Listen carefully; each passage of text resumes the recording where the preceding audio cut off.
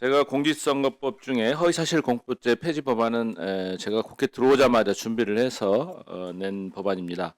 제가 이 법안을 낸 이유는 저도 현직에 있으면서 선거법 재판을 많이 해봤는데 사실은 허위사실 공표죄가 이게 정치의 사법화를 이끄는 가장 대표적인 독소 조항이라고 저는 생각했기 때문에 국회에 들어오자마자 폐지 법안을 준비해서 낸 것입니다.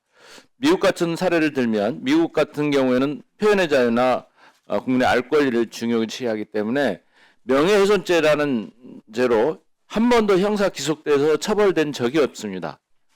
명예훼손죄로 처벌하는 규정 자체가 없고 미국 주 중에 두세 개 중에 명예훼손죄 규정이 있는데 되게 사문화되어 있고 한 번도 형사적으로 기소된 적이 없습니다. 미국은 그래서 마음껏 이야기하고 그 부분은 본인이 책임지는 겁니다. 그리고 그 정도가 심한 경우에는 민사상 손해배상으로 해결하고 있습니다.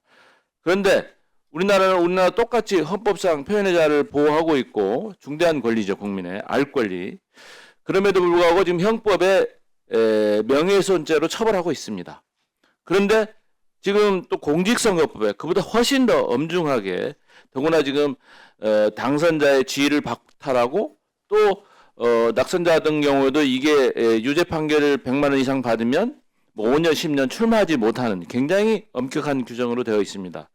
이것은 어떻게 보면은 지금 대법원에서도 돈은 묻고 말은 푼다는 그런 전체적인 흐름과도 맞지도 않고 지금은 언론이 특정 매체 몇 개뿐만 아니라 본인이 SNS로 모든 이야기를 다 반박할 수 있는 세상이 됐기 때문에 굳이 정치의 사법화를 부추기는 이런 조항을 둘 필요가 없다. 이게 제가 이 발의한 주요 논거입니다. 그리고 이게 또 자칫 이게 정치적으로 많이 악용되고 있습니다. 당선자뿐만 아니라 낙선자를 더 이상 출마 못하기 위해서 고소고발이 남발되고 있고 심지어 지금 윤석열 전 대통령하고는 대선 기간에 엄청난 허위 사실을 발언했음에도 한 번도 조사받지도 않고 기소되지도 않았습니다. 그렇지만 낙선자인 이재명 지금 후보 같은 경우는 엄청난 조사를 받았고 또 기소까지 된 형편인데 그래서 이런 부분들이 이제는 개정할 때가 됐다 해서 제가 이 법안을 낸 것이고 다만 지금 이 법안 중에 특히 이제 행위 부분이 가장 문제가 많이 되고 있는데 신정원 의원이 발의한 것은 아마 그런 부분에 한정된 걸로 알고 있습니다. 어쨌든 뭐 이것은 어쨌든 토론을 통해서 어느 범위까지 개정할지 폐지할지 정해지겠지만 그거 아울러 지금 당선 무효 기준도 저는 100만 원에서 1000만 원으로 상향해야 된다. 이게 국민 법감정하고도 안 맞습니다. 아니 중요한 직위를 상실시킬 정도의 법위반인데 고작 벌금 100만 원 가지고 당선되느냐 아니면 무효냐 이렇게 선언한다는 게 너무 자기적이고 현재 물가 수준이나 경제 상황과도 안 맞습니다. 그것도 당선 무효 기준을 1000만 원 이상으로 상향하는 이런 조항을 제가 낸 것입니다. 여기에 대해서 한번 현재 성평에 기본적으로 250조 1항의 그 입법 취지는 유권자의 그 선택, 그 의사를 왜곡시켜서 선거의 공정성을 해하는 부분을 규제하기 위한 법률입니다. 이 행위 개념이 들어간 게 2000년인데 지금 2025년까지 25년간 아무런 문제 없이 적용이 되어 왔고 무엇보다도 헌법재판소에서 이 250조 1항에 대해서 즉 행위라는 개념이 불명확한 개념이기 때문에 죄형법정주의에 어긋나는 것 아니라는 비난이 있어 왔습니다. 그런 부분에 대해서 헌법재판소가 21년도 그다음에 24년도에도 동일한 취지로 즉 행위의 개념은 일상생활의 모든 개념을 포함하는 개념 요소가 아니다. 즉 법원에서 유권자의 그 의사에 영향을 미치는 즉 선거의 공정성을 해하는 부분에 국한해서 그 행위의 개념을 정립시킬 수 있기 때문에 그 죄형 법정주의에 어긋나지 않는다는 그런 판단을 해왔습니다. 그런 과정이기 때문에 저희들은 이 개정안에 대해서 신중한 검토가 필요하다고 말씀을 드리는 거고요. 네. 다만 총장님, 네.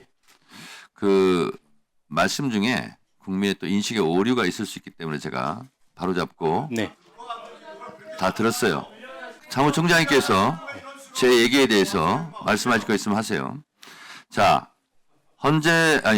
선관위 사무총장께서 말씀하신 부분은 행위라는 부분을 넣어도 죄형 법정주의에 어긋나지 않고 위헌이 아니다라는 취지를 말씀하셨죠. 네.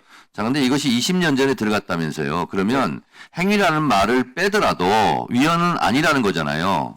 그렇잖아요. 네. 맞죠? 그리고 죄형 정책적인 법정주의에 사항입니다. 네. 어긋나지 않지 않습니까? 네, 입법 정책적인 사항이라고 그렇다면 말씀드렸습니다. 이 행위를 넣고 안 넣고는 국회 입법 재량 아닙니까?